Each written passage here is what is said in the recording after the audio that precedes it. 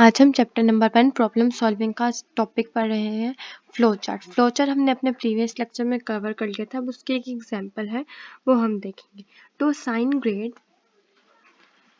Grade to a subject based on the total marks. हमने total marks और obtain marks जो है उनके थ्रू हमने असाइन करने हैं ग्रेड्स के। अगर इसके इतने % मार्क्स होंगे तो उसका ये ग्रेड मिलेगा। हम अपना फ्लो चार्ट स्टार्ट करते हैं। स्टार्ट में हम लोगों ने स्टार्ट किया। स्टार्ट को हमने एक टर्मिनल में लिखा। नेक्स्ट है input obtain marks and total marks. हमने क्या करना है, इनपुट लिखनी है obtain marks and total marks. Input हम लोग जिस तरह जो सिंबल यूज करते हैं उसी सिंबल में हमने इनपुट लिख दी। नेक्स्ट प्रोसेसिंग है। प्रोसेसिंग के लिए हम रेक्टेंगुलर सिंबल यूज करते हैं, हमने वो लिख दिया। प्रोसेसिंग में क्या करना है, percentage is equal to obtain marks divided by total marks. हमने ऑब्टेन मार्क्स को डिवाइड करना है टोटल मार्क्स से। जो आंसर आएगा उसको हमने देन मल्टीप्लाई करना है 100 से। अगर जो हमारी परसेंटेज है वो ग्रेटर देन है 80 के, तो हम लोग लिख देंगे ग्रेड ए के। जो ग्रेड आया वो है ए प्लस, और हम लोग टर्मिनल को कर देंगे एंड, यानी कि फ्लो चार्ट एंड हो जाएगा। अगर लेस देन है 80 से तो हम लोग लिख देंगे परसेंटेज इज ग्रेटर देन 70। अगर ग्रेटर देन 70 है परसेंटेज तो ग्रेड खाली ए आएगा, यानी कि ग्रेटर देन 80 था तो हमने ग्रेड ए प्लस लिख के अपना जो एल्गोरिथम है, फ्लो चार्ट है, वो बंद कर दिया। अगर 80 नहीं है, 80 से लेस देन है तो हम लिख देंगे percentage is less than 70, less than 80 और ग्रेटर देन और इक्वल टू 70, यानी कि 80 से कम है और 70 तक है, 80 टू 70 के बीच में है।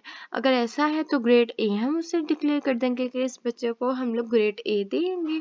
और अगर इसका 70 से भी कम है तो हम लिख देंगे परसेंटेज ग्रेटर देन 60। अगर परसेंटेज ग्रेटर देन है 60 के तो हम उसको ग्रेड बी दे देंगे। अगर नहीं है ग्रेटर देन 60 के तो हम लोग क्या करेंगे, फिर हम परसेंटेज 50 के इक्वल हो गए। यहाँ पे 80 टू 70 हमने यहाँ पे देखा, यहाँ पे 60 टू 70 देखा परसेंटेज।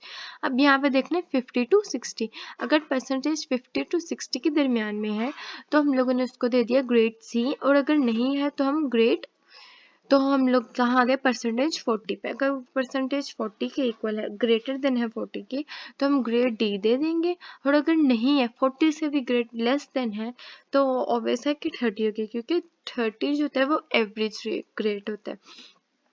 पास होने के लिए जो हमें मार्क्स ऑब्टेन मार्क्स चाहिए होते हैं वो होते हैं 30%। तो परसेंटेज अगर 30% है तो हम लोग उसे ग्रेड ई दे देंगे, और अगर 30% से भी लेस देन है तो ग्रेड एफ डिक्लेयर होता है as a fail.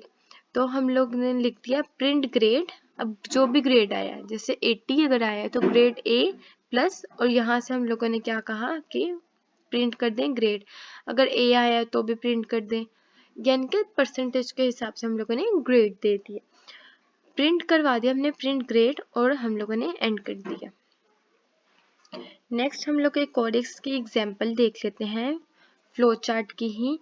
To determine name of a week, हमने नेम ऑफ वीक लिखने हैं of a from a given numbers के हिसाब से, where weekends are assumed from Monday to Sunday respectively from 1 to 7। यानी कि हम डेज नेम लिखेंगे, यानी कि डे 1 को हम मंडे लिख देंगे, डे 2 को ट्यूसडे, ऐसे स्टार्ट करेंगे। फिर हम लोगों ने इनपुट लिखनी है, इनपुट नंबर डेज। डिसीजन हम लोग एक डायमंड सिंबल में लिखते हैं, तो डिसीजन लिखा डे 1। अगर डे 1 है तो हम लिख देंगे यस डे 1 और प्रिंट करवा देंगे प्रिंट मंडे। और अगर नहीं है तो हम लोग आ जाएंगे डे 2 पे। अगर डे 2 चल रहा है तो हम लोग लिख देंगे यस डे 2 प्रिंट ट्यूसडे, और अगर डे 2 भी नहीं है तो हम डे 3 पे आ जाएंगे। ऐसे ही सोन चलता रहेगा। और डे 7 होते हैं, हम लोग ये देखें 1 to 7, तो डे 7 पे आ जाएंगे। डे 7 अगर संडे है तो प्रिंट करवा दो संडे, वरना टर्मिनल एंड हो जाएगा, यानी कि फ्लो चार्ट पूरा आपका एंड हो जाएगा। नेक्स्ट हम आज इसकी कोड एग्जांपल देख लेते हैं और एक रिपीटिंग स्टेप भी कर लेते हैं। Repeating step in a flow chart in all the above flow chart, the flow from top to bottom but is not possible from the flow maybe go to the previous step। यानी कि अगर आप यहाँ से यहाँ आ गए हैं तो ये पॉसिबल है कि आप दोबारा स्टार्ट से नेक्स्ट प्रोसेस पे चले जाएं। आप दोबारा स्टेप बाय स्टेप उनको चेक कर सकते हैं, रिपीट कर सकते हैं स्टेप। इसकी एक एग्जांपल लिखी हुई है यहाँ पे, वो हम देख लेते हैं। तो input 5 values 1 and 1 and determine if the given value is even और ऑड। हमने एक वैल्यू देनी है, 5 वैल्यूज दी हुई हैं, हमने चेक करना है कि जो वैल्यूज है वो इवन है या ऑड है। स्टार्ट किया, फिर हम लोगों ने लिख दिया count is equal to 0। Count हमने क्या किया, 0 से 5 तक जाना है तो 0। प्रोसेसिंग में हम चल गए, इनपुट हमने दी, इनपुट नंबर n, अगर वो ओड है या इवन है तो ठीक, वरना नो पे आ जाओ और लिख दे काउंट इज इक्वल टू 5।